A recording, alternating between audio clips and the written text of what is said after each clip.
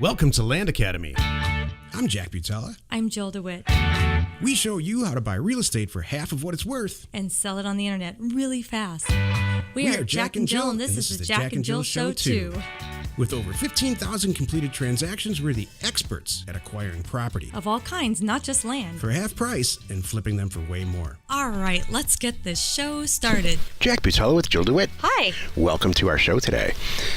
In this episode, Jill and I talk about your acquisition criteria and our acquisition criteria. The concepts are the same, but they should be a little bit different. Before we get into it, let's take a question posted by one of our members on the landinvestors.com online community. It's free. Okay. Luke S. asked, I don't usually check the zoning on these properties. Recently, it seems like that's all I have been doing. Learning a lot, too. Mm-hmm. It's totally different county by county. Yep. Some of the zoning info is in CoreLogic and some isn't. Knowing what is allowed and not allowed on the property makes them easier to market. It just takes a lot of time. I wonder if you guys ever check or get into that or have any pointers. Thanks. I do. Go Oh, ahead. Trevor answers. Yeah, I got one right here too. So I put in here one of the comments from one of our folks, and then I thought we'd weigh in too. All right, so Trevor already commented. Luke, I spent an hour with the county today getting sent to the assessor, treasurer, assessor, Coast Guard, helicopter. Super cool. All right. So he said, Luke. That is so cool. I love it. I know. Luke, I spent an hour with the county today getting sent to the assessor, treasurer, assessor, and zoning. Found out it will cost me basically nothing to split 4 of my 40-acre properties I have accepted offers on into 20-acre parcels. Was then reluctantly told that with a specific zoning, I can basically do whatever you want. Yeah, so must be in Texas. It's awesome. Do whatever you want. This is in quotes. Down to 1-acre parcels if you want to, even though it makes my life hell. I love it.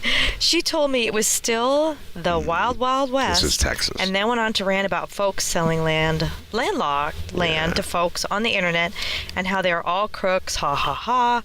We laughed and laughed about those dirty, nasty, probably inbred internet land sellers. That's so funny. So I tried to do a zoning search in that county and no dice. Must find another way now. I have found a few sections with that zoning via GIS, so I may have to see what I can do to buy it cheap enough. Maybe team up with a heavy equipment guy and start turning sections into 10-acre dream lots. That's what you do. If I can find a good county road to the section, game over. Yep. Love you it. need a county road, and a section is a square mile. It equals 640 acres. Do the math on this with me real quick. This started as a zoning conversation and ended in a subdivision conversation, which is why you check. Hey, Luke, that's why we check zoning on everything. I do. And it's not just enough to go and see what it's zoned. Like, let's say it's zoned Commercial. residential. Right. Or RU 38, which is single residence per 38. And it's Arizona specific. It's always different per county. And you always want to call because of the reason that Trevor outlined. And you want to see a pattern and way stuff zoned, because if you want to split it, you're going to triple your money. Follow me on this. Trevor bought, I know the terms of one of his deals because he called me and told me, a section, 640 acres for $100 an acre in Texas. That's $64,000 cash. All right, now he owns a square mile. Let's say he blades in roads and gets 64. It's not possible, but I'm just going to do it because it's not possible to get 640 1-acre lots out of 640 if you blade roads in. But I'm going to let's say you get 600 for sake of argument. And he blades the roads in effectively because let's say it's flat and put some nice flowers or whatever you do to make it look nice. And manage the roads. After rain, you got to go out there and check it and the whole thing. It's not as expensive as you would think. There's a lot of local guys in rural areas that have yellow iron, large caterpillars that'll blade the roads in real fast. So now you have 600 1-acre properties and you sell them for $1,000 each. All right, and who's not going to buy an acre in Texas that's all bladed in for $1,000? You're going to sell them. You're going to sell them faster than you can imagine. For $600,000 on a $64,000 investment, and let's say you spend $10,000 or $20,000 on the roads. Mm-hmm. This is an intentionally silent time on this podcast right now. Because it's staggering the amount of money that you can make. I agree. You spend $70,000, and in about 3 months, you collect $600,000. And the people that are buying these properties at $1,000 a unit are calling you and thanking you, and their kids are thanking you. Exactly. Now, let's say you charge $1,500 or $2,000. Right. That's $1.2 million. Yep. On a $70,000. Tell me, and you don't have any employees. You don't have any sunk costs. It's staggering. Those are the kinds of deals that Jill and I do frequently. Well, back to the zoning too. It's interesting how, like this county found in, depending on zone, do whatever you want.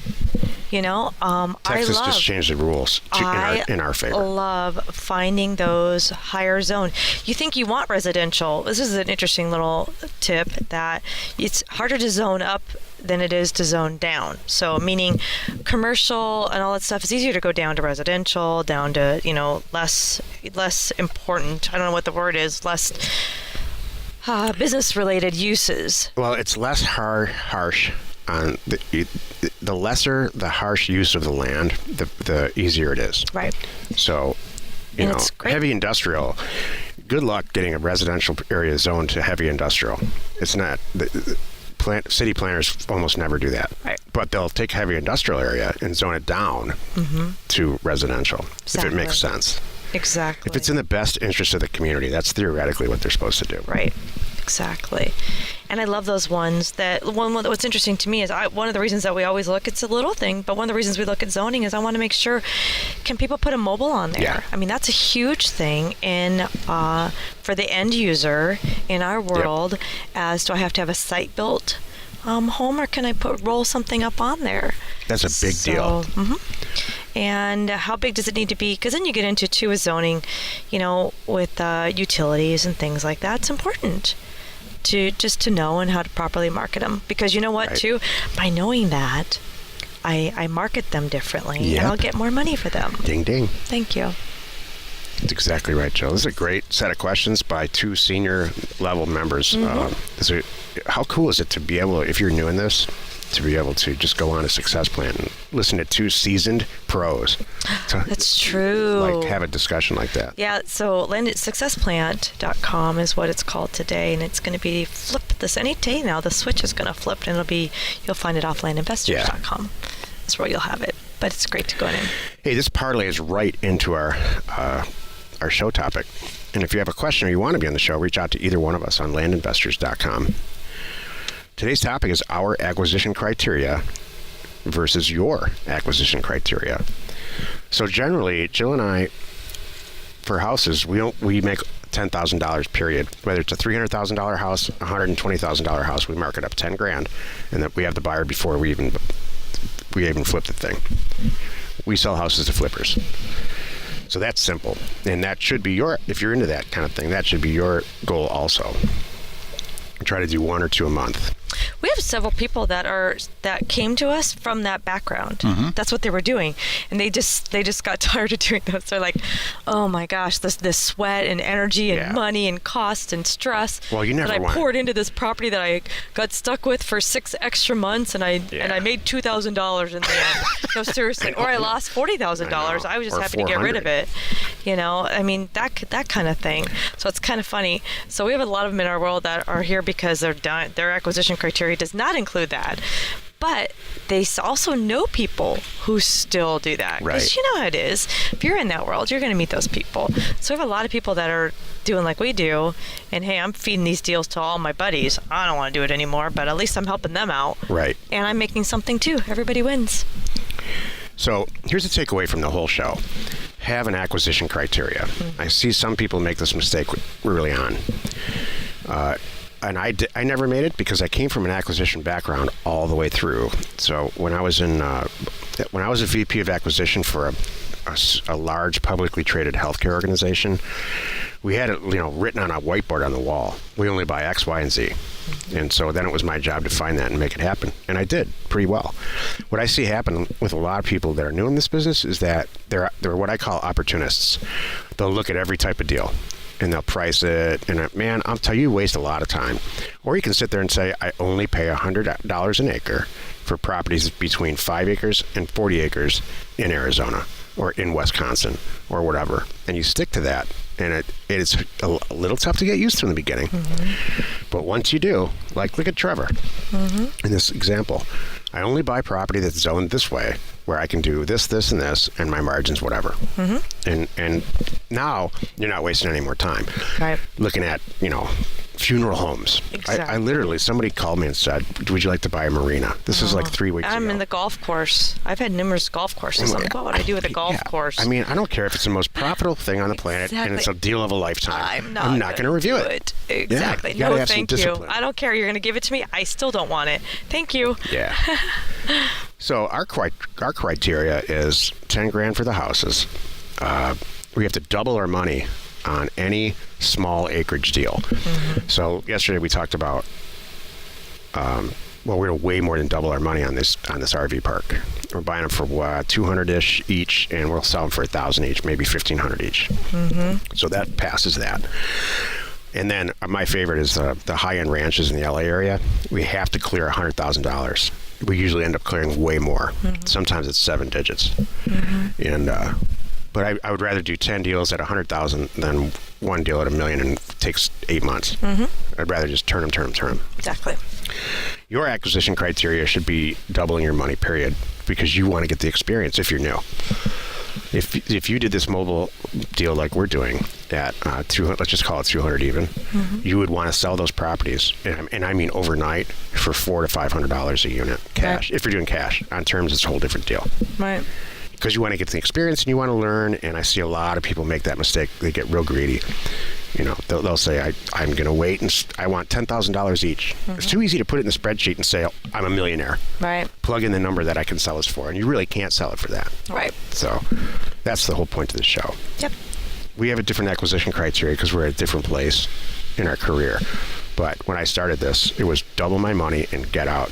And that's what we teach in the program. Right. How's your nail color today? It's good. No, I'm just listening. It's all good. Join us in another episode where Jack and Jill discuss how to use information, that's me, and inspiration, that's me, to get just about anything you want. We use it every day to buy property for half of what it's worth and sell it immediately. You are not alone in your real estate ambition. You know what I just realized? What's that? And this is what happened at that party last weekend. We make this look easy. We do. We talk about clearing $100,000 on a real estate deal like we talk about what do you want for dinner. We do. And is that good or bad? I can't decide. I just think it is what it is. Well, it's also parlays into why we don't talk about sales ever. I don't really think about sales. It's only the acquisition. People go, well, what about the selling part? I'm like, what about it? It's really how it goes. Click a button and put your credit card in. It's when you say they don't get it. Well, let's just say I'm selling this, I'm selling a Porsche for half of what it's worth. Do you think I'm going to have trouble? Well, no. All right, next. I use diamonds. There you go. I love diamonds better than cars because you just hold it in your hand. So, whatever it is. Would you buy a diamond that's half, it's half price? Yeah. Yeah, you would buy a diamond. Exactly. Well, then why wouldn't you buy a house? Oh, because I don't know how to do that. Okay. We're going to solve that for you. Or a car, or dream it up. Yeah. So, yeah. It just is, yeah. Are we jaded? Are we, because we're at this point? I don't know. I don't know. I don't ever want it to sound like we're bragging, and I don't think that it comes off that way. No. I just, you know what the problem is, Jill? We have to start making up what we do for a living again. Yeah, it's getting a little. It used is to park sometimes. cars or something. Well, here's what happens. Here's the reality. What happens. This is what happened in that party.